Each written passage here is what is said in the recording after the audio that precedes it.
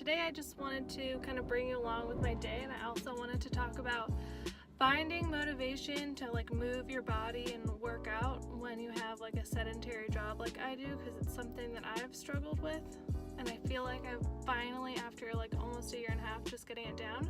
So I just wanted to bring you along with my day and kind of chit chat about that.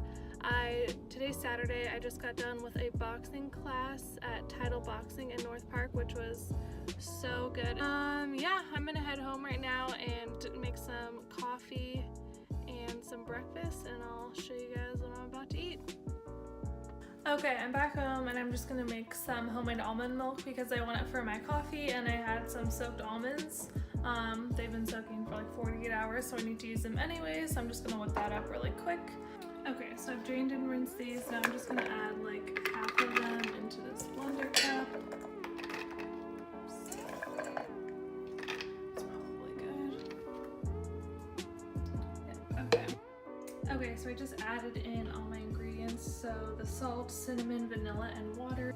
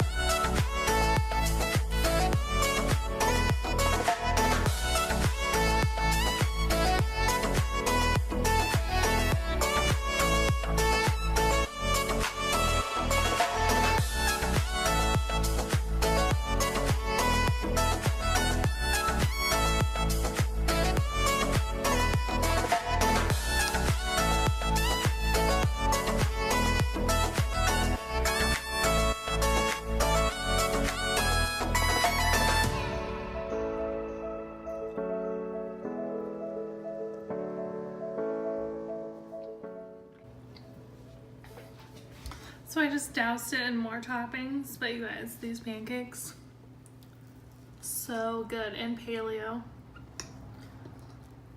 Pretty fattening with all the sunflower seed butter, but it's like 10:45, so almost 11 right now, and I hadn't eaten since 7 p.m., so this is me breaking my fast.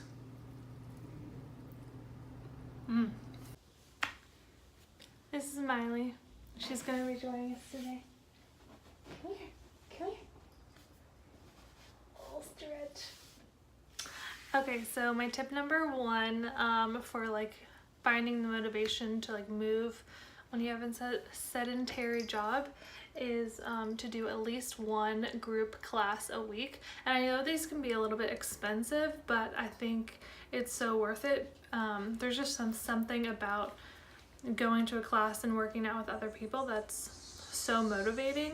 I find that even when I'm dreading to go and I just force myself to go, I don't find myself like, is this over yet during the workout, because I'm like with other people and they're all kind of going through the same thing. And especially if you're doing like a spin class or something, there's like music and they actually make it like really fun. And this morning I did boxing, which was only my 2nd time going, and I love it so much. I'm gonna try to do it at least once a week, because there's just something about it. It just like, not that I feel like I have rage, but something about punching that bag is like so therapeutic. And my 2nd tip is work out until it becomes a habit. It's really hard when you're first getting started, especially like when you're tired from work all day if you're going in the evening. So for example, I work from 8 to 5.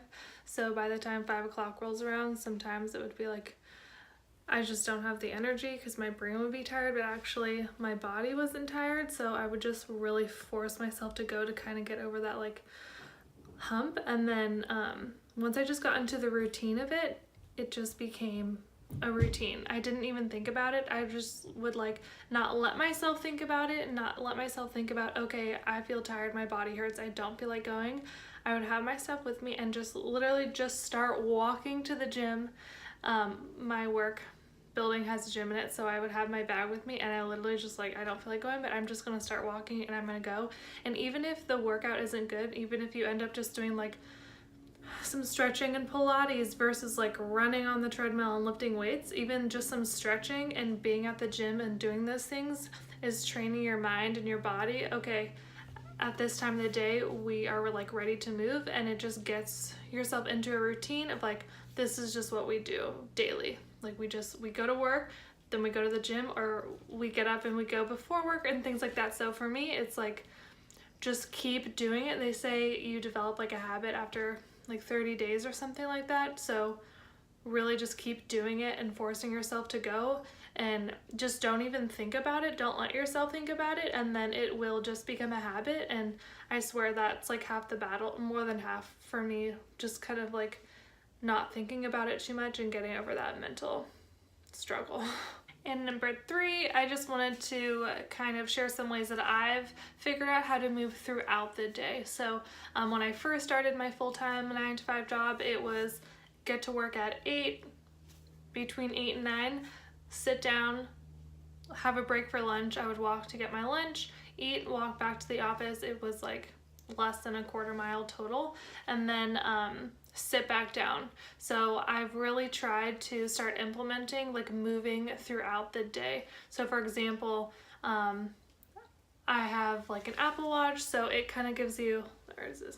It gives you a reminder like every hour. Once you get a certain amount of steps, it'll be like time to stand. So I'll just like literally take a lap around the office. In my building, we're up kind of high, so it's a little bit out of the way to go all the way down, walk outside and go back up. So I'll literally just walk around the building and be like, oh, let me go walk to the kitchen and refill my water, or go to the bathroom and things like that. And I'll just kind of like move around and stretch and then sit back at my desk. And that's definitely helped to really break up the day. Another thing that I've started doing recently, which I haven't, like, don't really tell people this because it kind of sounds a little weird also. She's ready for her close-up. I will, like I said, my work is on the 7th floor, so I'll go into the stairwell and I'll walk all the way down to the 1st floor in the stairwell. kind of like take a break down there, stretch, move around a little, and then walk back up the stairs to the 7th floor. And walking up 7+ flights of stairs, it actually like gets your heart rate up pretty good.